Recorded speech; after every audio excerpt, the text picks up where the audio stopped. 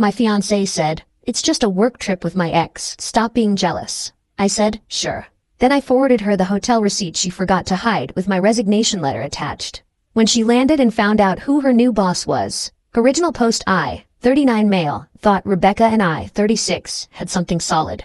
3 years together, engaged for 6 months. Both worked at the same Fortune 500 company, different departments though. She was in marketing, I was in strategic consulting. Here's what you need to know. Rebecca's ex, Derek, 38, also worked at our company. He'd transferred from the Miami office about 8 months ago. Rebecca swore it was just coincidence. Cool, whatever. Last Tuesday, Rebecca told me she had a critical client presentation in Denver. Derek would be there too since he was heading up Western Region Marketing. "It's strictly professional," she said, stirring her morning coffee. "You know how these corporate trips are, all PowerPoints and stale conference room coffee." "Sure," I said, buttering my toast. "When do you leave?" "Thursday morning, back Sunday night." "All right. Need a ride to the airport?" She looked surprised. "You're okay with this?" "Why wouldn't I be? It's work, right?" She kissed my cheek. "You're the best. Some guys would get weird about it." "Yeah, some guys would."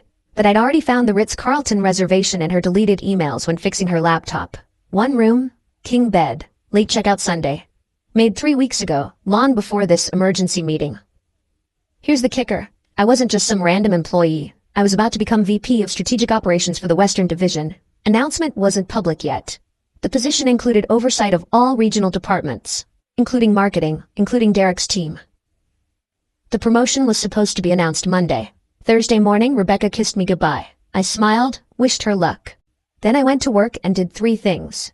1. Submitted my resignation, effective Friday. 2. Forwarded the hotel receipt to Rebecca's company email. Thought you might need this for expense reports.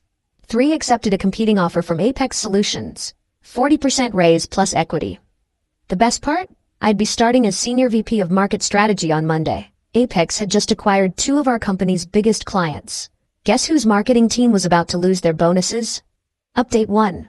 Friday, 11:23 a.m. Let me answer some questions. Yes, had the Apex offer for 2 weeks. Was planning to turn it down until I found that receipt. No. Didn't confront her because I wanted to see how far she'd take the lie. Yes, kept screenshots of everything. Thursday night, Rebecca called from Denver. Background noise sounded like a wine bar. "Hey babe, presentation went great. Derek had brilliant insights on the Patterson account." "That's wonderful," I said, packing my office. "How's the hotel?" "Oh, standard corporate place. Nothing special." Get some rest. Love you." Yep. Friday morning, 9:15 a.m., text from her. "Why is there an email from you with a hotel receipt?" Me, "Thought you might need it for expenses." "What are you talking about? This must be some mistake." Me, "King bed at the Ritz is a mistake? Derek really screwed up that booking." She started calling. 18 calls in 10 minutes. Didn't answer. Texts flooding in. "Not what it looks like? Please answer. I can explain. Derek booked it without telling me. We have separate rooms, I swear." Meanwhile, 10 a.m., CEO called emergency meeting, announced my sudden resignation. The VP position I was getting, on hold indefinitely. Marketing would now report to the CFO, notorious hard-ass wanting to cut their budget 30%. Rebecca didn't know yet. Still in Denver with Derek. But here's where it gets interesting. At 2 p.m., got a call from Apex's CEO, Harrison. "Ready for Monday?" "Absolutely." "Good, B2W, we're absorbing Pinnacle Marketing's West Coast operations. You'll oversee the integration." Pinnacle Marketing, where Derek was just named regional director last month, where Rebecca was hoping to transfer after our wedding. "The current team stays?" I asked. "Your call. You'll evaluate performance and make cuts as needed." Saturday. Rebecca caught an early flight, showed up at noon, mascara smeared. "We need to talk." "No, we don't." I kept packing. "You don't understand. I understand perfectly. It was work. The hotel thing just happened. Reservation was made 3 weeks ago, Rebecca." She went pale. Then the switch flipped. Tears dried, voice cold. "You went through my emails? You left your laptop open. That's invasion of privacy. You had no right, and you had no right to screw your ex wearing my ring." "I didn't screw him. Yet." She stood up angry. "Maybe I should have. Derek appreciates me, doesn't treat me like property. You're right, he treats you like a side piece." "How dare." "He's married, Rebecca." Silence. "What?" Showed her Derek's wife's Instagram, wedding photos, baby announcement last month. "He told me they broke up." Shocker. Cheater lied. Real tears now. "I'm such an idiot." "Yep. Can we work through this? Already signed a lease elsewhere. Movers come Monday." "Monday? But that's when." She stopped. "Your promotion?" "I resigned." "You what?" "Yesterday. Taking a better offer." "Where?" Apex Solutions. Her face went white. She knew Apex, our biggest competitor, the company that just poached Patterson account. You're gonna work for them? Senior VP of Market Strategy. But Derek and we're both transferring to Pinnacle next month. They're partnering with Apex. Yeah, I know. I'll be overseeing that integration. The blood drained from her face completely. You'll be Derek's boss? Eventually. First, I need to evaluate which Pinnacle employees are worth keeping. She sat down hard. You planned this. No, Rebecca, you planned a romantic getaway with your married ex. I just accepted a job offer. Timing's just coincidence. This is revenge. This is me moving on with my career. You should focus on yours. Heard the new CFO at your company is tough. Budget cuts coming. Might want to polish that resume. You vindictive. Careful. I'll be evaluating Pinnacle transfers soon. Wouldn't want any past conflicts affecting professional decisions. She left crying. But the entitlement wasn't done.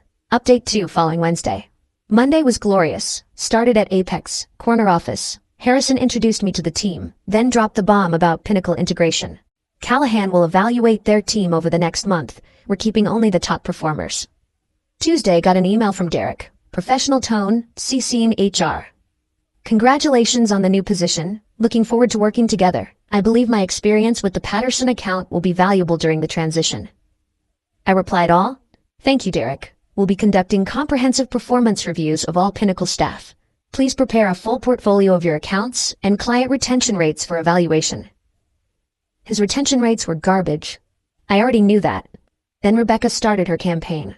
First, her mom called Tuesday night. How could you do this to my daughter? Destroying her career over a misunderstanding?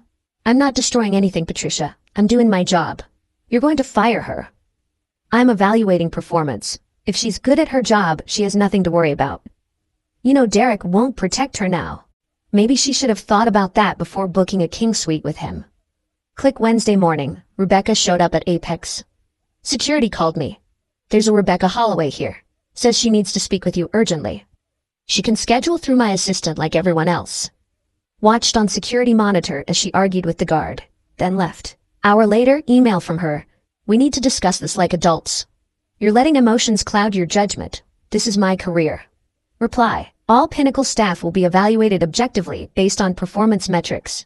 Personal matters are irrelevant. You're punishing me. I'm doing my job just like you were in Denver. Then Derek tried to play chess. Sent me a folder of market insights about Patterson account, trying to make himself indispensable. Problem was, I'd already met with Patterson yesterday. They were thrilled about the Apex acquisition. Oh, and they mentioned they never liked Derek. Found him smarmy. Wednesday afternoon, Pinnacle CEO called Harrison. I was in his office for it. Your new VP is creating a hostile environment for our transferring staff. Harrison laughed. By asking for performance metrics, that's standard procedure. Derek Layton feels targeted. Derek Layton's retention rate is 31%. He should feel concerned. This seems personal. The only thing personal is my commitment to keeping quality employees. Callahan's doing exactly what I hired him for. After the call, Harrison turned to me. Is it personal? Derek slept with my ex-fiancé last week, but his retention rates really are 31%. Ex-fiancé?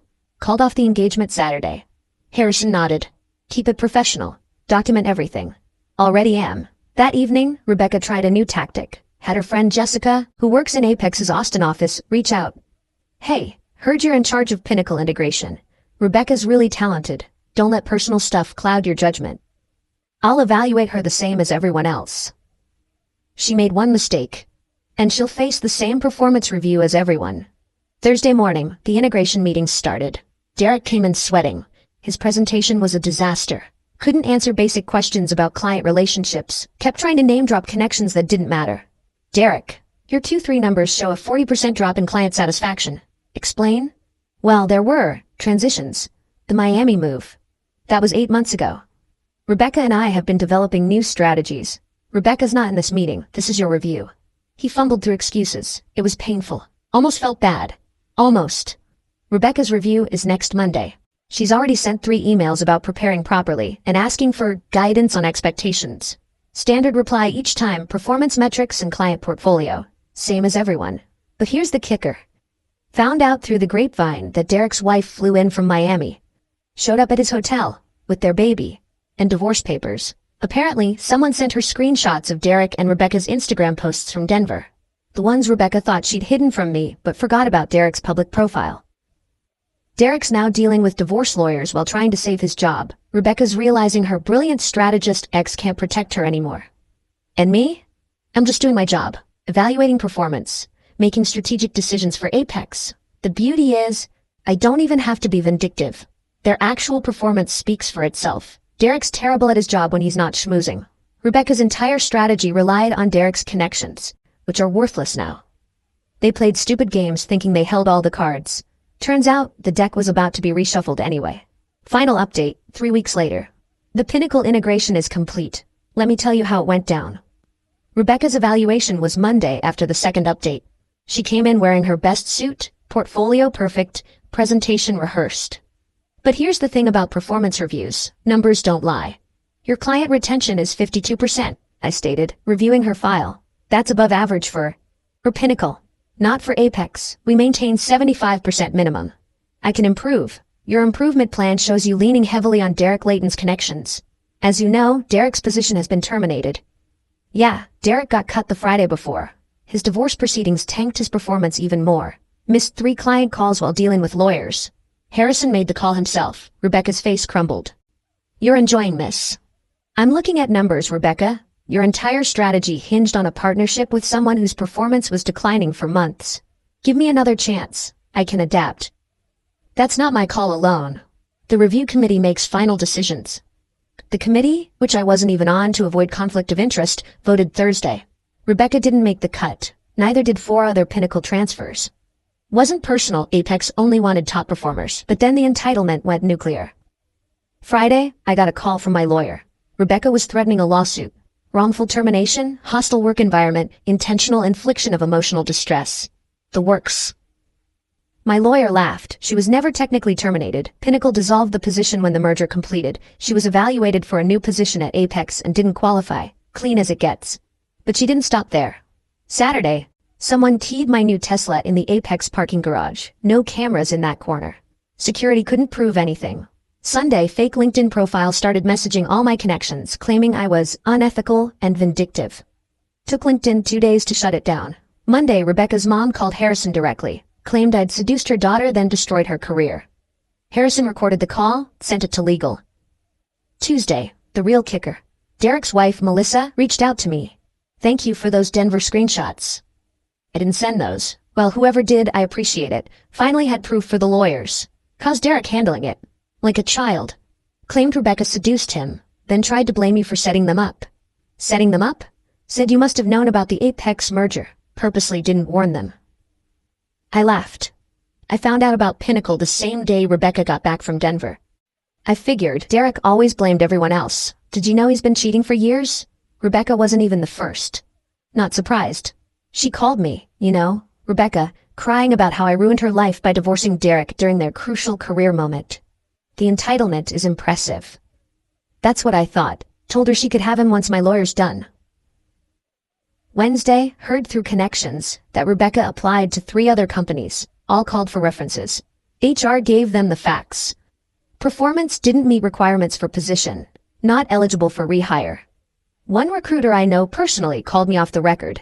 What really happened? She built her entire career strategy around a married colleague she was sleeping with. When his performance tanked, so did hers. So the rumors about you targeting her? Check who else didn't make the cut. 2 had better numbers than her. This wasn't personal. But it felt good? I won't lie, it didn't feel bad. By week 3, the drama finally died down. Derek moved back to Miami, lost his wife, his job, and his reputation.